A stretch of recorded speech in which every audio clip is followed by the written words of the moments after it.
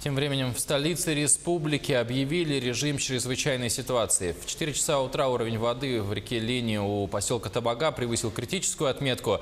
Ледоход еще прошлым вечером остановился у Кангаласского мыса. Все подробности в материале Саргаланы Захаровой. По состоянию на 8 часов вечера прошлого дня ледоход остановился у Якутска. Затор у Кангаласского мыса образовался часами ранее. Тогда в районе столицы уровень воды составил 622 сантиметра, у Табаги 855 при критических 970. Однако ночью вода в реке начала стремительно прибывать и к 4 утра превысила критическую отметку на 5 сантиметров. Все жители оповещены, службы здесь у нас экстренные все работают. Никакой опасности серьезной мы здесь не видим, так, по крайней мере, на данный час.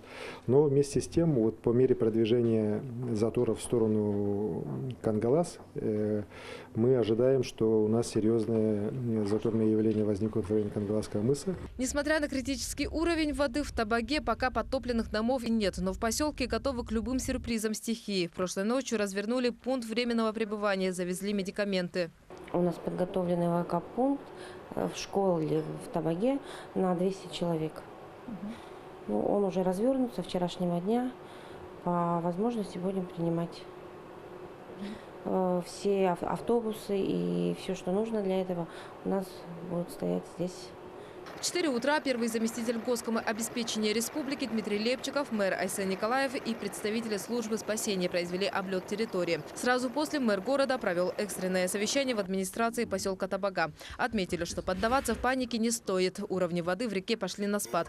Однако вызывает опасения все еще крепкий лед у Кангалас. К сожалению, мы видим, что от Кангаласского мыса в сторону Намского улуса у нас сплошной ледостав. Вот сейчас здесь у нас в долине Туймада происходит накопление воды.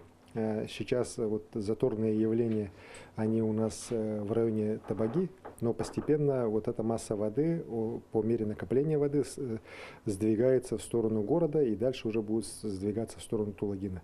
В 8 утра в мэрии столицы провели совещание комиссии по гражданской обороне и чрезвычайным ситуациям. Обсудили возможность объявления режима ЧС в Якутске. Напомню, что на прошлой неделе в городе и в ряде районов республики, через которые проходит ледоход, ввели режим повышенной готовности. Саргалана Захарова, Владимир Павлов, Якутск.